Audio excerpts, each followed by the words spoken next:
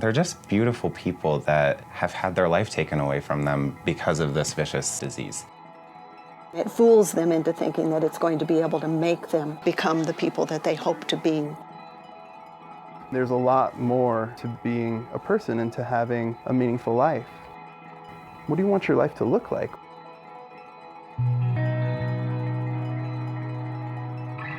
I think some of the things that make our program special are our approach to the treatment of each and every individual that comes in the door.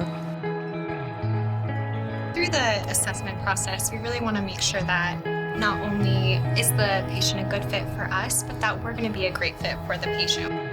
We don't have any kind of judgment for them or for any behaviors that they're using. We understand that there's a reason that they're doing it. That can alleviate a lot of the guilt and a lot of the shame. You don't have to be ready and 100% motivated. We're here to help carry you and help walk with you so that you can find your motivation, you can find your recovery. We do have some specific ways in which we approach understanding eating disorders that do set us apart. So we have a model called CAMSA. We developed this model because we think it represents each of the areas that individuals are going to be able to address while they're here in any level of treatment. Being that we come from an empowerment-based model, we really try to tap into the power that they have within.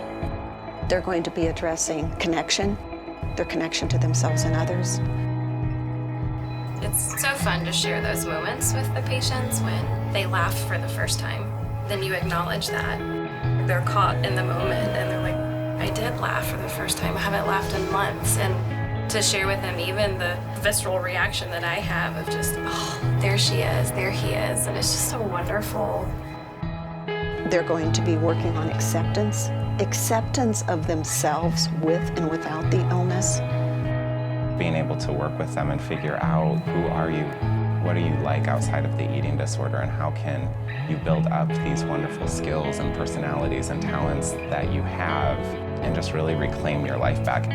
One of the areas that we focus on is mindfulness.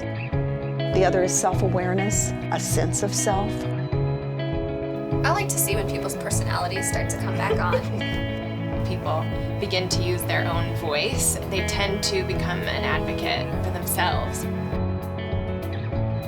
It might be too difficult to use words or language at certain points. Art really is a mirror to what is going on, something that came from them. They share it, and they really start to own these aspects of themselves. And then the final part of CAMSA is that of action. We offer a place where patients can transition from program and use the staff for support. It just provides a safe place for them to practice new hobbies and skills and just have fun. We can offer them all kinds of skills, all of the therapies that have been shown in the research in the field of eating disorder to evidence effectiveness, but we can't lose sight of the person. We really have a gifted staff and are trained in understanding eating disorders and conceptualizing eating disorders from a biopsychosocial perspective. A real diagnosis is including all the different aspects of a person's life that they bring to the table when they come to a place like this. It's critical for providers to be able to have that story to work with, to know how to help. And it's also critical for somebody who's trying to get better to have a story for themselves that makes sense, that fits their experience. Everything about this kind of treatment is a team effort. And the team is defined as people that work here, but also the patients and also their families and also their supports. So we try to get the whole family system into a state of recovery, wellness, mutual compassion. We teach them to say to each other and to the patient, I will always love you, I will never give up on you, and I always believe in you. People that develop eating disorders, if they could only see in themselves what myself and other people that do this work have been able to see, they hold so much promise, so much potential. They move towards this place of life that's more fulfilling and more meaningful, and they start to become in touch with their values again, and it's really cool to see.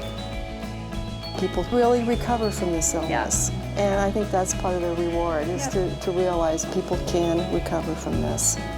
I really just have hope for them that they can have something so much better, so much bigger than the eating disorder, and really just be able to get a second chance at being those passionate, intelligent, caring individuals. You are anything you want to be, and you're a lot of things. You're an infinite number of things. If you're feeling like something's got to give, but I'm not sure what it is, reach out.